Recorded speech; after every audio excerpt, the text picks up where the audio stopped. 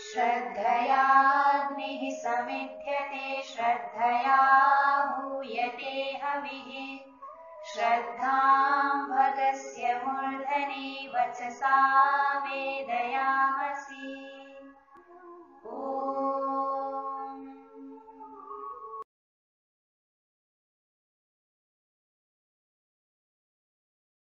नमस्ते जी। ए ही संस्कृतम शिक्षे मही में आप सभी का हार्दिक स्वागत है। आशा करती हूँ आप सब कुशल होंगे, स्वस्थ होंगे।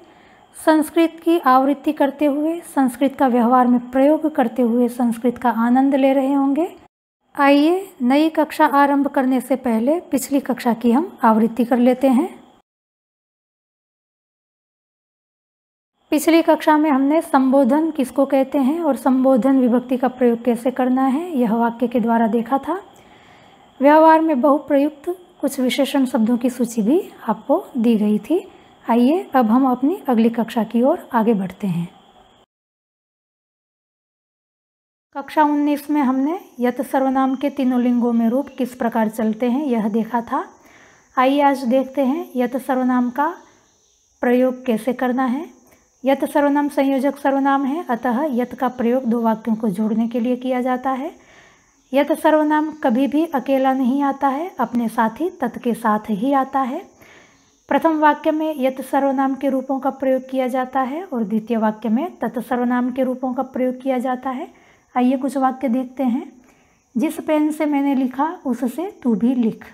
माँ ने जिस भिखारी को भीख दी उसने आज माँ की मदद की। बहन जिस तोरई को काट रही है वह ताज़ी है। जिस बेलन से चाची रोटियां बेल रही है वह पुराना है। जिस पतीले में दूध रखते हो उसमें छाछ मत रखो। जिस पानी से तुम पोंछा करते हो वह पानी तुम्हें पौधों में डालना चाहिए। इन वाक्यों में आप देखें जिस और उस शब्द का प्रयोग हुआ है। यहाँ पर भी दो वाक्य हैं। जिस पेन से मैंने लिखा एक वाक्य है, उससे तू भी लिख यह दूसरा वाक्य है। ऐसे ही अन्य वाक्यों में भी हैं। इस प्रकार हिंदी में दो वाक्यों को जोड़ने के लिए हम प्रथम वाक्य में जो जिसका जिससे इत्यादि शब्दों का प्रयोग करते हैं और द्वितीय वाक्य में वह उसका उसने उससे इन शब्दों का प्रयोग करते हैं। संस्कृत में जो जिसका जिसने इत्यादि शब्दों का अनुवाद करने के लिए यत सर्वनाम के रूपों का प्रयोग किया जाता है और वह उसका उससे उसने इत्यादि शब्दों का अनुवाद करने के लिए तत् सर्वनाम का प्रयोग किया जाता है। अतः प्रथम वाक्य में हमेशा यत सर्वनाम के रूपों का प्रयोग किया जाएगा और द्वितीय वाक्य में हमेशा तत् सर्वनाम के रूपों का प्रयोग किया जाएगा। जिस शब्द हमेशा संज्ञा के विशेषण के रूप में प्रयोग किया जाता है, जैसे हमारा वाक्य है जिस पेन से मैंने लिखा, तो यहाँ पर जिस पेन, यहाँ पर पेन संज्ञावाची शब्द है, जिस उसका विशेषण है, क्योंकि हर किसी पेन से मैंने नहीं लिखा है, एक पेन विशेष से लिखा है, उसको जिस शब्द विशेषित कर रहा है, अतः जिस पेन का विशेषण कहलाता है।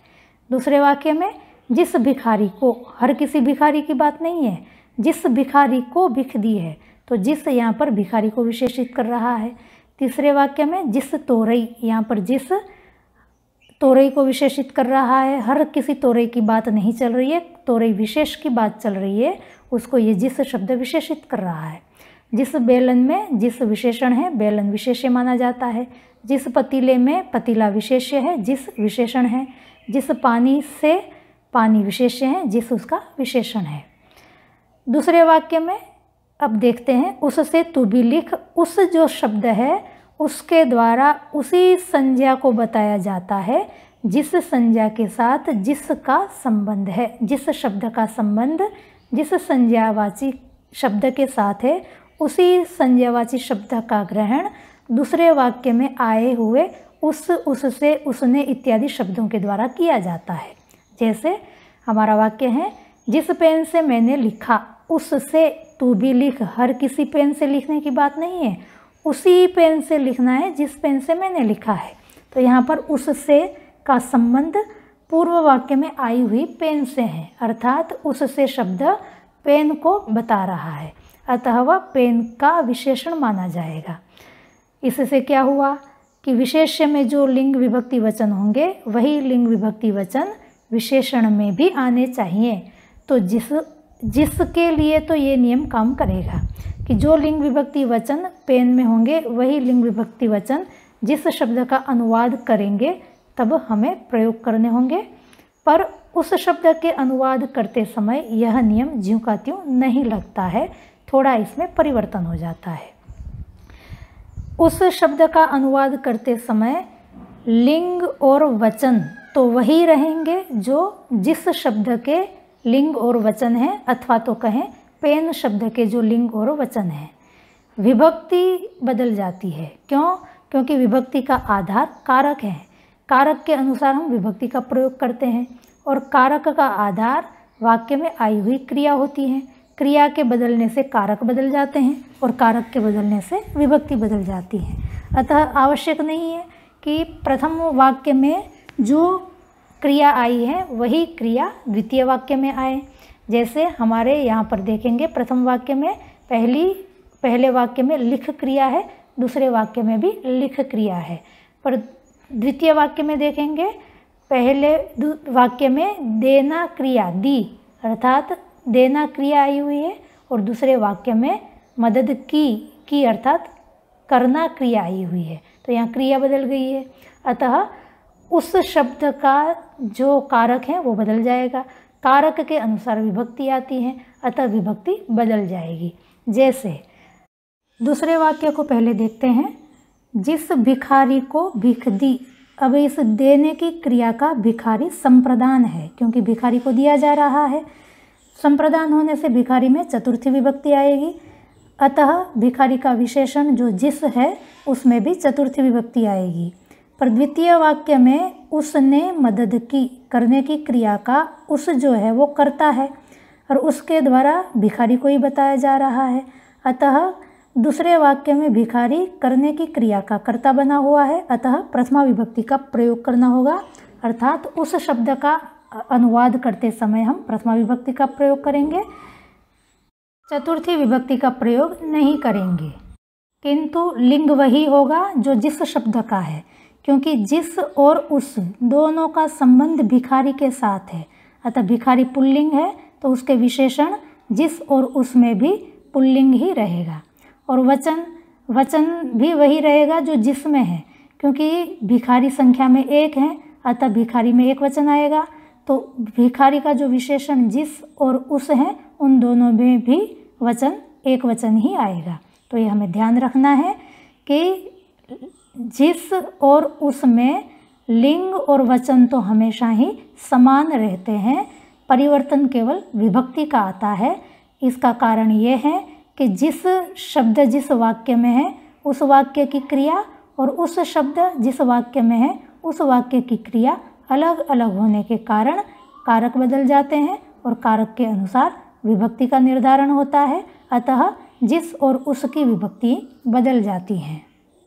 यदि क्रिया समान आ जाए दोनों वाक्य में तो हो सकता है विभक्ति समान आ जाए। जैसे पहला वाक्य हमारा है, जिस पेन से मैंने लिखा उससे तू भी लिख। अब यहाँ पर पहले वाक्य में भी लिख क्रिया है, दूसरे वाक्य में भी लिख क्रिया है।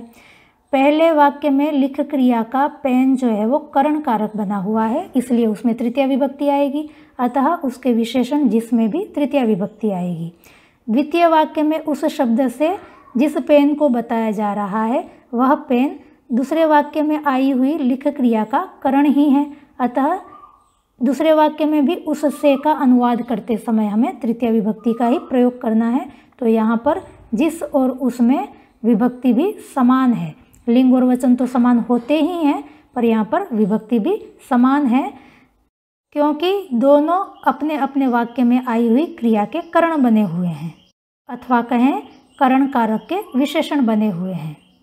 आइए इसी बात को हम वाक्य से देखते हैं और स्पष्ट हो जाएगा। हमारा वाक्य है, जिस पेन से मैंने लिखा उससे तू भी लिख।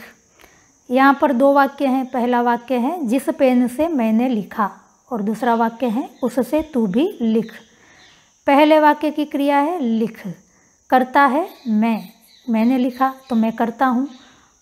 किससे लिखा? पेन से लिखा। पेन करण कारक है।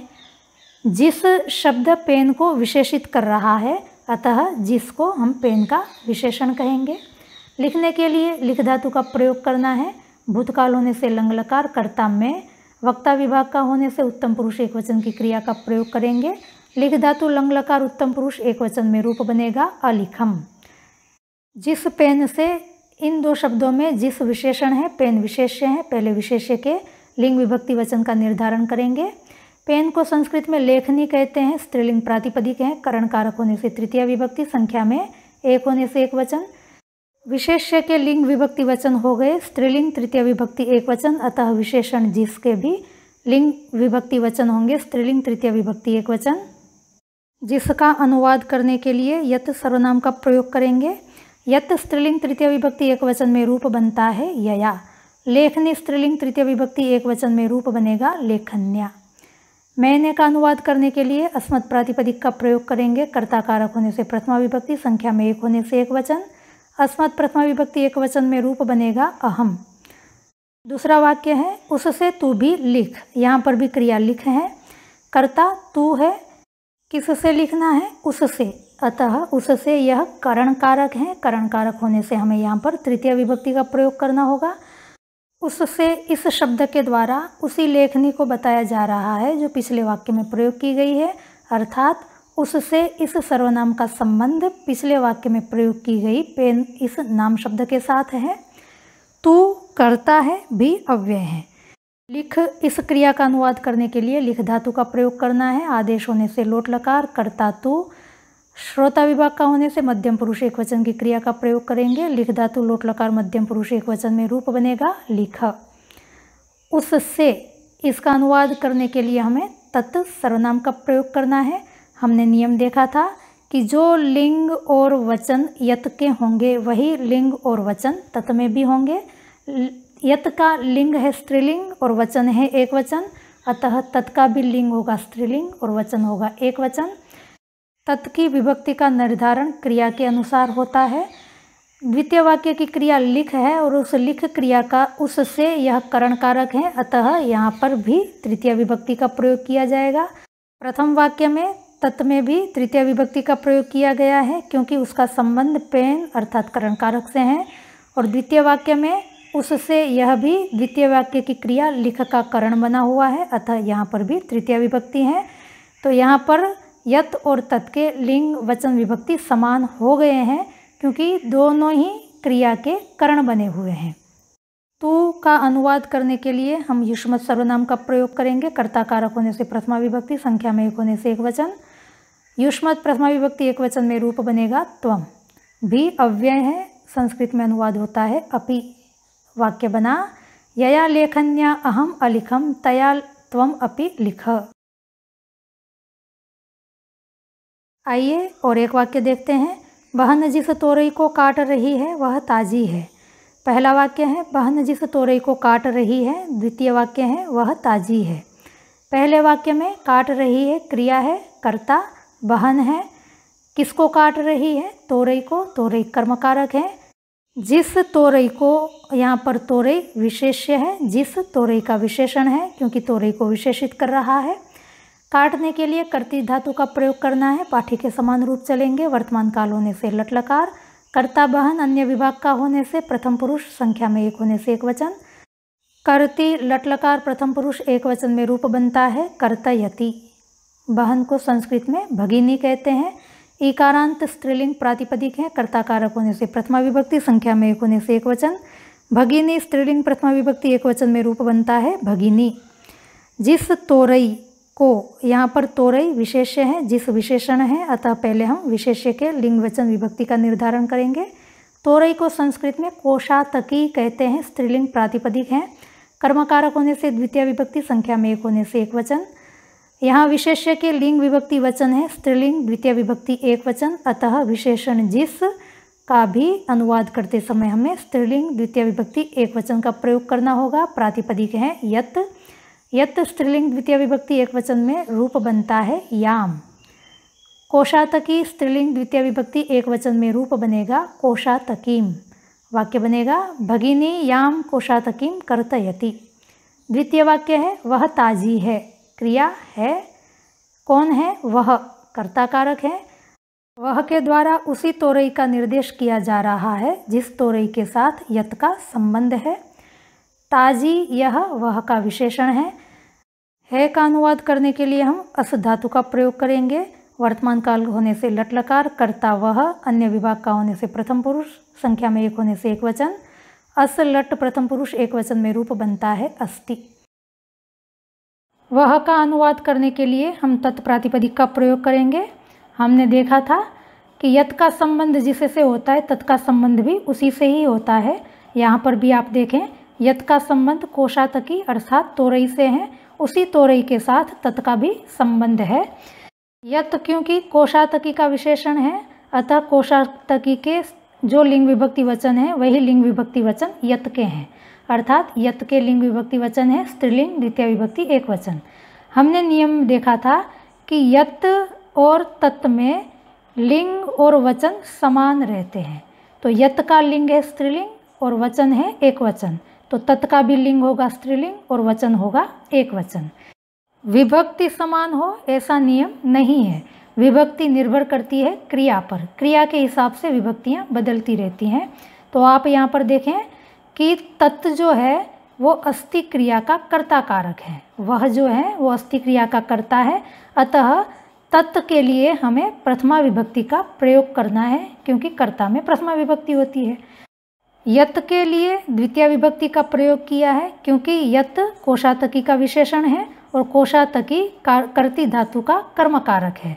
इस प्रकार विभक्ति पृथक हो सकती है पर लिंग और वचन यत और तत् के हमेशा समान रहेंगे।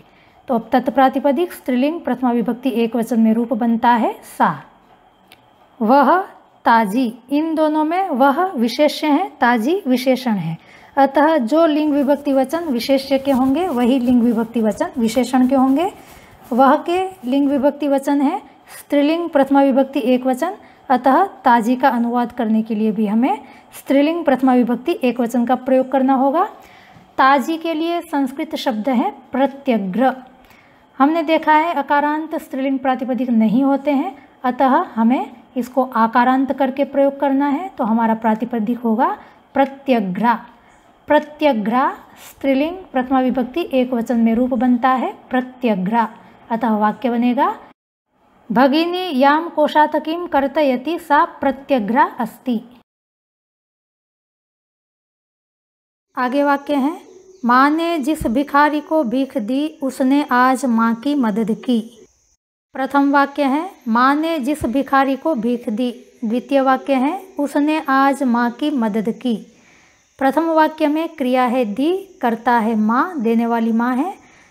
क्या दिया? भीख दी, भीख कर्म कारक है। किसको दिया? भिखारी को, भिखारी संप्रदान कारक है। जिस, यह भिखारी का विशेषण है। देने के लिए दान धातु का प्रयोग किया जाता है। भूतकाल होने से लंग लकार, कर्ता माँ, अन्य विभाग का होने से प्रथम पुरुष, संख्या में एक होने से एक वचन। दान लंग लकार प्रथम पुरुष एक वचन में रूप बनता है अयच्छत। माँ को संस्कृत में जननी कहते हैं। स्त्रीलिंग प्रातिपदिक है, कर्ता कारक होने से प्रथमा विभक्ति, संख्या में एक होने से एक वचन। जननी स्त्रीलिंग प्रथमा विभक्ति एक वचन में रूप बनेगा जननी।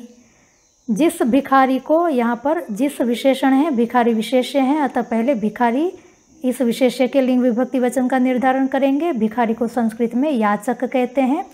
अकारांत पुल्लिंग प्रातिपदिक है, संप्रदान कारक होने से चतुर्थी विभक्ति, संख्या में एक होने से एक वचन। विशेष्य के लिंग विभक्ति वचन है पुल्लिंग चतुर्थी विभक्ति एक वचन, अतः विशेषण जिसके भी लिंग विभक्ति वचन होंगे पुल्लिंग चतुर्थी विभक्ति एक वचन। जिसका अनुवाद करने के लिए यत सर्वनाम का प्रयोग करेंगे। यत पुल्लिंग चतुर्थी विभक्ति एक वचन में रूप बनेगा यस्मै। याचक पुल्लिंग चतुर्थी विभक्ति एक वचन में रूप बनता है याचकाय। भीख को संस्कृत में याचियाँ कहेंगे। उच्चारण करते समय ध्यान देंगे, पूर्व में च है, बाद में य है, अतः च या चियाँ बोलना है, याचियाँ। तो उच्चारण करते समय ध्यान देंगे। याचियाँ आकारांत स्त्रीलिंग प्रातिपदिक हैं, कर्मकारक होने से द्वितीय विभक्ति, संख्या में एक होने से एक वचन। याचियाँ स्त्रीलिंग द्वितीय विभक्ति एक वचन में रूप बनता है याच्याम। वाक्य बना जननी यस्मै याचकाय याच्याम अयच्छत। दूसरा वाक्य है उसने आज माँ की मदद की। क्रिया की, कर्ता उसने। उसने इस शब्द के द्वारा उस भिखारी का निर्देश किया जा रहा है जिसका संबंध जिस इस सर्वनाम के साथ है। क्या किया? मदद की। मदद कर्मकारक है। किसकी? माँ की। माँ संबंध है। आज अव्यय है। करने के लिए क्रि धातु का प्रयोग करना है। भूतकाल होने से लंग लकार, कर्ता उसने, अन्य विभाग का होने से प्रथम पुरुष, संख्या में एक होने से एक वचन। क्रि लंग लकार प्रथम पुरुष एक वचन में रूप बनेगा अकरोत।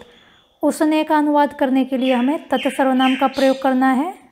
हमने देखा है कि जो लिंग और वचन यत में होते हैं वही लिंग और वचन तत् में होंगे। यत का लिंग और वचन है पुल्लिंग एक वचन, अतः तत् का भी लिंग वचन होंगे पुल्लिंग एक वचन। विभक्ति क्रिया के अनुसार बदल जाती है। हमारे द्वितीय वाक्य में क्रिया है करना। करने की क्रिया का उसने कर्ता बना हुआ है, अतः हमें यहाँ पर प्रथमा विभक्ति का प्रयोग करना है। आप देखेंगे यत में विभक्ति चतुर्थी है और तत् में विभक्ति प्रथमा हो जाएगी, अतः विभक्ति एक होना आवश्यक नहीं है। लिंग और वचन हमेशा यत और तत् के एक ही रहेंगे। आज अव्यय है, अनुवाद होगा अद्य। माँ को संस्कृत में जननी कहते हैं। इकारांत स्त्रीलिंग प्रातिपदिक है। संबंध होने से षष्ठी विभक्ति, संख्या में एक होने से एक वचन। जननी स्त्रीलिंग षष्ठी विभक्ति एक वचन में रूप बनता है जनन्याः। मदद को संस्कृत में साहाय्य कहते हैं। नपुंसकलिंग प्रातिपदिक है। कर्मकारक होने से द्वितीय विभक्ति, संख्या में एक होने से एक वचन। साहाय्य नपुंसकलिंग द्वितीय विभक्ति एक वचन में रूप बनता है साहाय्यम, अतः वाक्य बनेगा जननी यस्मै याचकाय याच्याम अयच्छत् सः अद्य जनन्याः साहाय्यम अकरोत्। आगे वाक्य है जिस बेलन से चाची रोटियां बेल रही है वह पुराना है। प्रथम वाक्य है जिस बेलन से चाची रोटियां बेल रही है। दूसरा वाक्य है वह पुराना है। प्रथम वाक्य में क्रिया है बेल रही है। कौन बेल रही है? चाची कर्ता कारक है। क्या बेल रही है? रोटियां कर्मकारक है। किससे बेल रही है? बेलन से करण कारक है। जिस इसका संबंध बेलन के साथ होने से बेलन का विशेषण है। बेलने के लिए संस्कृत में वेल्ली क्रिया का प्रयोग किया जाता है। पाठी के समान रूप चलेंगे। वर्तमान काल होने से लट लकार, कर्ता चाची, अन्य विभाग का होने से प्रथम पुरुष, संख्या में एक होने से एक वचन। वेल्ली लट प्रथम पुरुष एक वचन में रूप बनता है वेल्लयति। जिस बेलन से, इन दो में बेलन विशेष्य है, जिस विशेषण है, अतः हम पहले विशेष्य के लिंग वचन विभक्ति का निर्धारण करेंगे। बेलन को संस्कृत में वेल्लनी कहते हैं। इकारांत स्त्रीलिंग प्रातिपदिक है। करण कारक होने से तृतीय विभक्ति, संख्या में एक होने से एक वचन। विशेष्य के लिंग विभक्ति वचन हो गए स्त्रीलिंग, तृतीय विभक्ति एक वचन, अतः विशेषण जिस, इसके भी लिंग विभक्ति वचन होंगे स्त्रीलिंग, तृतीय विभक्ति एक वचन। जिसका अनुवाद करने के लिए यत सर्वनाम का प्रयोग करेंगे। यत स्त्रीलिंग, तृतीय विभक्ति एक वचन में रूप बनता है यया। वेल्लनी स्त्रीलिंग, तृतीय विभक्ति एक वचन में रूप बनता है वेल्लन्या। चाची को स्त्रीलिंग में पितृव्या कहते हैं। आकारांत स्त्रीलिंग प्रातिपदिक है। कर्ता कारक होने से प्रथमा विभक्ति, संख्या में एक होने से एक वचन। पितृव्या स्त्रीलिंग प्रथमा विभक्ति एक वचन में रूप बनेगा पितृव्या। रोटी को संस्कृत में रोटी का कहते हैं। आकारांत स्त्रीलिंग प्रातिपदिक है। कर्मकारक होने से द्वितीय विभक्ति, संख्या में बहुत होने से बहुवचन। स्त्रीलिंग द्वितीय विभक्ति बहुवचन में रूप बनेगा रोटी काहा। वाक्य बना यया वेल्लन्या पितृव्या रोटी काहा वेल्लयति। द्वितीय वाक्य है वह पुराना है क्रिया है। कौन है? वह है। वह के द्वारा उसी बेलन का निर्देश किया जा रहा है जिस बेलन के साथ यत का संबंध है। तो आप देखें सभी वाक्यों में जिस नाम शब्द के साथ यत का संबंध है तत् के द्वारा उसी का ही निर्देश किया जाता है। वह कैसा है? पुराना। पुराना वह का विशेषण है का अनुवाद करने के लिए हमें अस क्रिया का प्रयोग करना है। वर्तमान काल होने से लट लकार, कर्ता वह, अन्य विभाग का होने से प्रथम पुरुष, संख्या में एक होने से एक वचन। अस लट लकार प्रथम पुरुष एक वचन में रूप बनेगा अस्ति। वह का अनुवाद करने के लिए हमें तत् सर्वनाम का प्रयोग करना होगा। हमने नियम देखा है कि जो लिंग और वचन यत के होते हैं वही लिंग और वचन तत् के रहेंगे। यत के लिंग और वचन है स्त्रीलिंग एक वचन, अतः तत् के भी लिंग और वचन होंगे स्त्रीलिंग एक वचन। विभक्ति क्रिया के अनुसार बदलती रहती है। द्वितीय वाक्य में क्रिया है और उस क्रिया का वह कर्ता बना हुआ है, अतः वह का अनुवाद करते समय हमें प्रथमा विभक्ति का प्रयोग करना होगा। प्रथम वाक्य में यत में विभक्ति तृतीया है क्योंकि उसका संबंध बेलन से है और बेलन बेलने की क्रिया का करण कारक है। पर द्वितीय वाक्य में तत् में प्रथमा विभक्ति का प्रयोग किया गया है क्योंकि वह यह है क्रिया का कर्ता है। पुराना विशेषण है। विशेष्य के लिंग विभक्ति वचन विशेषण में होते हैं। विशेष्य वह के लिंग विभक्ति वचन है। स्त्रीलिंग प्रथमा विभक्ति एक वचन, अतः विशेषण। पुराना के भी लिंग विभक्ति वचन होंगे। स्त्रीलिंग प्रथमा विभक्ति एक वचन। पुराने को संस्कृत में पुरातन कहते हैं। हमने देखा है कि अकारांत स्त्रीलिंग प्रातिपदिक नहीं होते हैं, अतः आकारांत बनाकर प्रयोग करना है। हमारा प्रातिपदिक होगा पुरातना। पुरातना स्त्रीलिंग प्रथमा विभक्ति एक वचन में रूप बनेगा पुरातना। वाक्य बना यया वेल्लन्या पितृव्या रोटिकाः वेल्लयति सा पुरातना अस्ति। आगे वाक्य है जिस पतीले में दूध रखते हो उसमें छाछ मत रखो। प्रथम वाक्य है जिस पतीले में दूध रखते हो। द्वितीय वाक्य है उसमें छाछ मत रखो। प्रथम वाक्य की क्रिया है रखना। कर्ता साक्षात वाक्य में नहीं पड़ा है, पर लोक व्यवहार से हमें पता है कि यहाँ कर्ता तू अथवा तुम होना चाहिए। क्या रखते हो? दूध कर्म कारक है। किस में रखते हो? पतीले में अधिकरण कारक है। जिस यह पतीले का विशेषण है। रखने के लिए स्थापी धातु का प्रयोग करना है। वर्तमान काल होने से लट लकार। कर्ता तू श्रोता विभाग का होने से मध्यम पुरुष एक वचन की क्रिया। स्थापी धातु लट लकार मध्यम पुरुष एक वचन में रूप बनता है स्थापयसी। जिस पतीले में जिस विशेषण है, पतीला विशेष्य है। विशेष्य के लिंग विभक्ति वचन को देखेंगे। पतीले को संस्कृत में स्थाली कहते हैं। इकारांत स्त्रीलिंग प्रातिपदिक है। अधिकरण कारक होने से सप्तमी विभक्ति, संख्या में एक होने से एक वचन। विशेष्य के लिंग विभक्ति वचन है स्त्रीलिंग सप्तमी विभक्ति एक वचन, अतः विशेषण जिसका भी लिंग विभक्ति वचन होंगे स्त्रीलिंग सप्तमी विभक्ति एक वचन, जिसका अनुवाद करने के लिए यत सर्वनाम का प्रयोग करना है। यत स्त्रीलिंग सप्तमी विभक्ति एक वचन में रूप बनता है यस्याम। स्थाली स्त्रीलिंग सप्तमी विभक्ति एक वचन में रूप बनेगा स्थाल्याम। दूध को संस्कृत में दुग्ध कहते हैं। अकारांत नपुंसकलिंग प्रातिपदिक है। कर्मकारक होने से द्वितीय विभक्ति, संख्या में एक होने से एक वचन। दुग्ध नपुंसकलिंग द्वितीय विभक्ति एक वचन में रूप बनेगा दुग्धम। वाक्य बना यस्याम स्थाल्याम दुग्धम स्थापयसी। दूसरा वाक्य है उसमें छाछ मत रखो। क्रिया रखो। कर्ता अंडरस्टूड है तू है। क्या मत रखो? छाछ कर्मकारक है। मत अव्यय है। किसमें नहीं रखनी है? उसमें। उसमें यह अधिकरण कारक है। उसमें इसका संबंध पिछले वाक्य में आए हुए पतीले के साथ है। रखने के लिए स्थापी धातु का प्रयोग किया जाता है। आदेश होने से लोट लकार, कर्ता तू होने से मध्यम पुरुष एक वचन की क्रिया। स्थापी लोट मध्यम पुरुष एक वचन में रूप बनेगा स्थापय। उसमें का अनुवाद करने के लिए हमें तत् सर्वनाम का प्रयोग करना है। जो लिंग और वचन यत में होंगे वही तत् में होंगे। यत का लिंग और वचन है स्त्रीलिंग एक वचन, अतः तत् का भी लिंग और वचन होगा स्त्रीलिंग एक वचन। उसमें यह रखने की क्रिया का अधिकरण है, अतः हमें सप्तमी विभक्ति का प्रयोग करना होगा। आप देखें यत में सप्तमी विभक्ति है और तत् में भी यहाँ पर सप्तमी विभक्ति है, क्योंकि प्रथम वाक्य की क्रिया रखने का पतीला अधिकरण है और उसका जिस जो है वो विशेषण है, अतः यत में सप्तमी विभक्ति का प्रयोग किया गया है। द्वितीय वाक्य में भी उसमें अर्थात तत् सर्वनाम रखने की क्रिया का अधिकरण है, अतः सप्तमी विभक्ति का प्रयोग हुआ है। दोनों जगह पर विभक्ति समान है। तत् स्त्रीलिंग सप्तमी विभक्ति एक वचन में रूप बनेगा तस्याम। छाछ को संस्कृत में तक्र कहते हैं। अकारांत नपुंसकलिंग प्रातिपदिक है। कर्मकारक होने से द्वितीय विभक्ति, संख्या में एक होने से एक वचन। तक्र नपुंसकलिंग द्वितीय विभक्ति एक वचन में रूप बनता है तक्रम। मत अव्यय है। संस्कृत में अनुवाद होगा माँ। वाक्य बना यस्याम स्थाल्याम दुग्धम स्थापयसी तस्याम तक्रम माँ स्थापय। आइए एक और वाक्य देख लेते हैं। जिस पानी से तुम दोनों पोछा करते हो वह पानी तुमको पौधे में डालना चाहिए। प्रथम वाक्य है जिस पानी से तुम दोनों पोछा करते हो। दूसरा वाक्य है वह पानी तुमको पौधे में डालना चाहिए। प्रथम वाक्य में क्रिया है पोछा करना। कौन पोछा कर रहा है? तुम दोनों कर्ता कारक है। किससे कर रहे हैं? पानी से करण कारक है। जिस यह पानी का विशेषण है। पोछा करने के लिए प्रोंची धातु का प्रयोग करना है। वर्तमान काल होने से लट लकार, कर्ता तुम दोनों, श्रोता विभाग का होने से मध्यम पुरुष द्विवचन की क्रिया का प्रयोग करना है। प्रोंची लट मध्यम पुरुष द्विवचन में रूप बनता है प्रोंचयथः।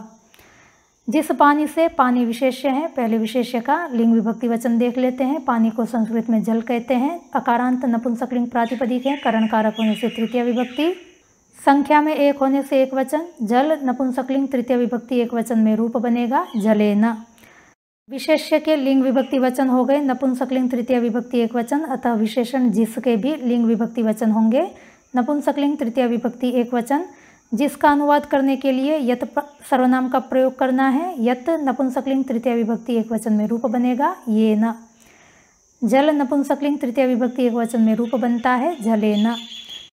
तुम दोनों का अनुवाद करने के लिए युष्मत् सर्वनाम का प्रयोग करेंगे। कर्ता कारक होने से प्रथमा विभक्ति, संख्या में 2 होने से द्विवचन। युष्मत् प्रथमा विभक्ति द्विवचन में रूप बनेगा युवाम। वाक्य बना ये न जलेन युवाम प्रोंछयतः। द्वितीय वाक्य है वह पानी तुमको पौधे में डालना चाहिए। क्रिया है डालना चाहिए। किसको डालना चाहिए? तुमको कर्ता कारक है। कहाँ डालना चाहिए? पौधे में। पौधे अधिकरण कारक हैं। क्या डालना चाहिए? पानी कर्म कारक है। कौन सा पानी? वह पानी। वह यह पानी का विशेषण है। हमने देखा था कि द्वितीय वाक्य में तत् सर्वनाम नाम के साथ भी प्रयोग किया जाता है, कभी बिना नाम के भी आता है। अब तक जितने वाक्य देखे थे वहाँ पर तत् के साथ नाम शब्द का प्रयोग नहीं था। यहाँ पर तत् के साथ नाम शब्द पानी का प्रयोग किया गया है। यहाँ पर वह पानी का विशेषण है। यह वही पानी है जो पिछले वाक्य में प्रयोग किया गया था। वह का संबंध उसी पानी के साथ है जिस पानी के साथ यत का संबंध है। डालने के लिए पाति धातु का प्रयोग किया जाता है। पाठी के समान रूप चलेंगे।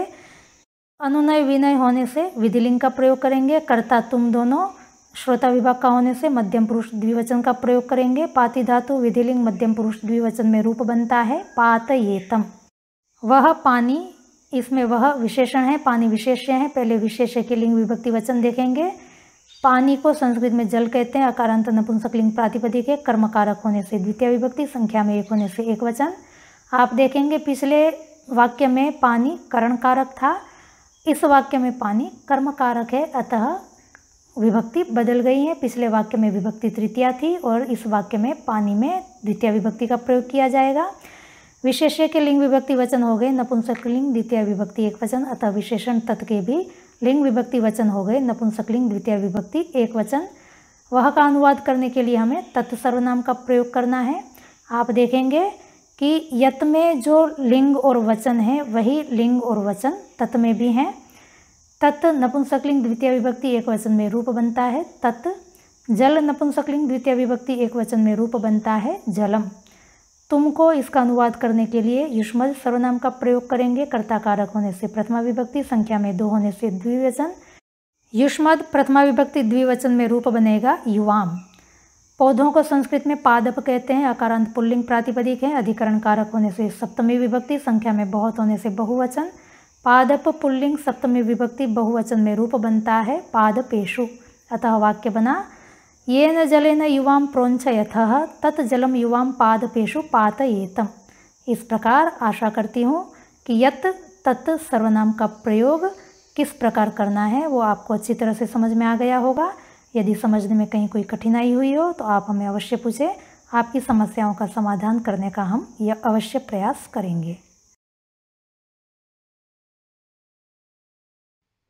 यदि आप अपने इष्ट मित्र साथी को इस संस्कृत पाठशाला से जोड़ना चाहते हैं या कोई व्यक्ति स्वयं जुड़ना चाहता है तो वीडियो के नीचे यहाँ पर आप देखें उल्टे तीर का निशान है। यहाँ पर क्लिक करने से डिस्क्रिप्शन बॉक्स खुल जाएगा जिसमें टेलीग्राम पर चलने वाले संस्कृत पाठशाला की लिंक दी हुई है और व्हाट्सएप पर भी हमारे 8 ग्रुप चलते हैं, उसकी भी लिंक यहाँ पर दी हुई है।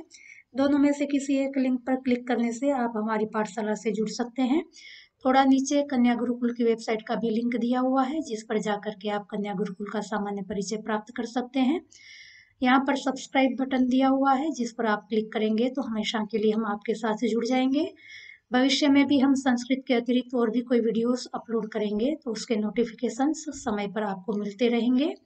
इस पैनल पर यहाँ पर क्लिक करने से प्लेलिस्ट खुल जाएगी। यहाँ पर प्लेलिस्ट लिखा हुआ है। कोई हमारे पुराने वीडियोस देखना चाहते हैं तो यहाँ पर जाकर के क्लिक करें, आपको हमारे सारे वीडियो जितने भी हमने अपलोड किए हैं वो सब यहाँ पर मिल जाएंगे। यहाँ पर क्लिक करने से आप वीडियो को देख सकते हैं। अगली कक्षा में हम फिर मिलेंगे। आपने हमारी वीडियो को देखा, पसंद किया, आपका हार्दिक धन्यवाद।